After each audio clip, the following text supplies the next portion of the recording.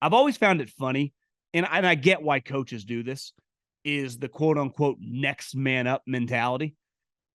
And which is the case for a lot of players when they get injured. If, like, your second corner gets hurt or a guard gets hurt, like next man up. But there comes a point when certain players get injured, there just is usually no replacing them.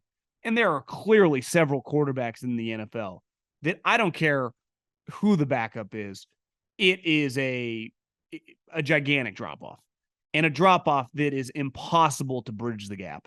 Right? There is no, when Aaron Rodgers gets hurt, there is no next man up, Zach. Let's figure this out.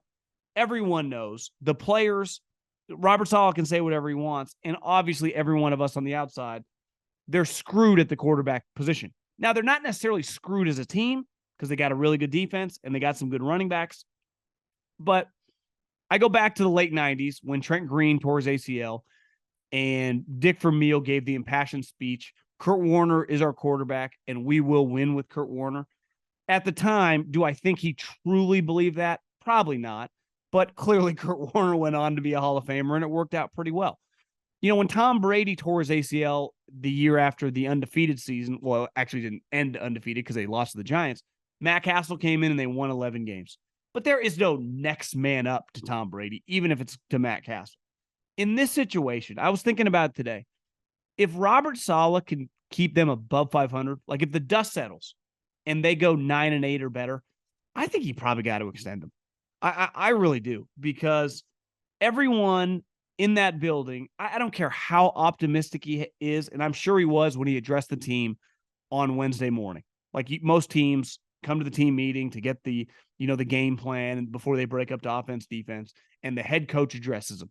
Every coach is a little bit different, and every setup of that meeting is obviously different. But I think it's fair to venture to guess that Robert Saleh opened the meeting with some positive reinforcement that we're bigger than one guy, that we have a good enough team to compete. The season is not over.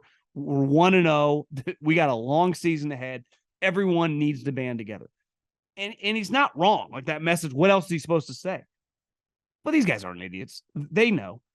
But if he's able to keep and I thought he did an incredible job on Monday night. The team kept playing hard. They just kept themselves in the game. You could argue, and I had people DMing me like, you're acting like Josh Allen played like shit. Why not give the Jets defense more credit?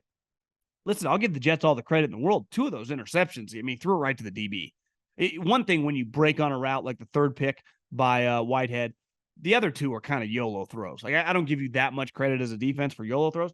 I do give them a lot of credit just for the pace in which they played, the violence in which they play with, and just the overall quickness and just how good they are. Like, I'm not just arguing that. But I do think Robert Saleh has a lot on the line this year for a lot to gain. Because anytime you go through a moment like that, like, when do you really learn something about yourself, about people you work with, about your significant other? It's not when times are great.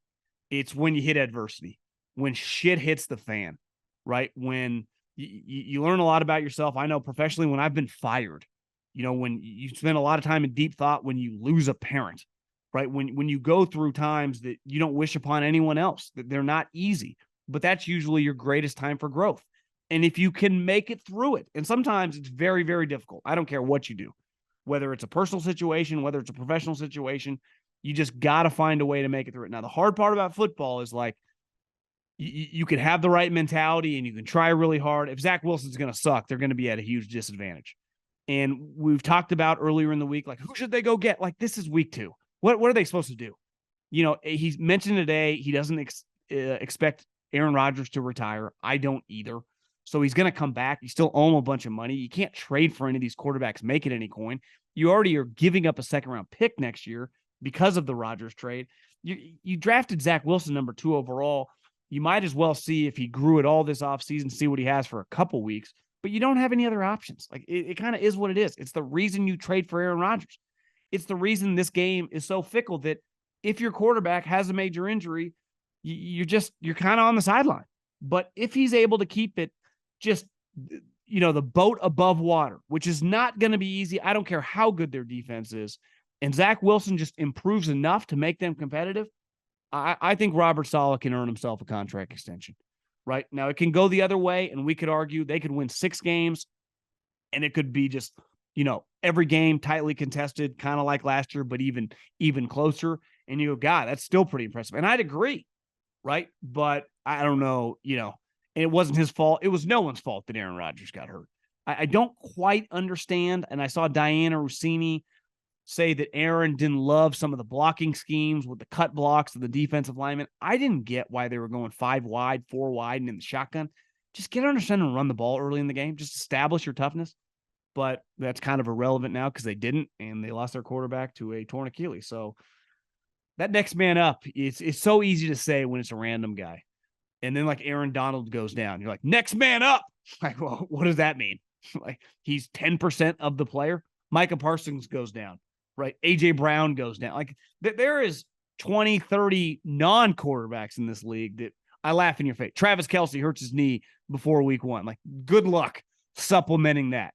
Right. I don't care how long the Bulldozer and Noah Gray have been around the Chiefs. There's no replacing Travis Kelce. It's impossible. Just like there's no replacing Chris Jones up with his 2 mob buddies who orchestrated one of the worst holdouts in league history. And,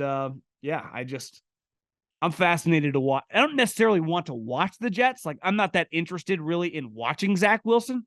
I just want to follow the team, right? I don't have to watch. I think the shittiest part about this is if you love football, you're just like, I just want to watch Aaron Rodgers, New Jersey play. Like, I don't care at all about the Tampa Bay Buccaneers. But when Tom first got there, it was impossible to not be glued. And that's what Aaron was bringing to the table. Now I'm just interested in kind of following the story and not having to be glued to every one of their snaps.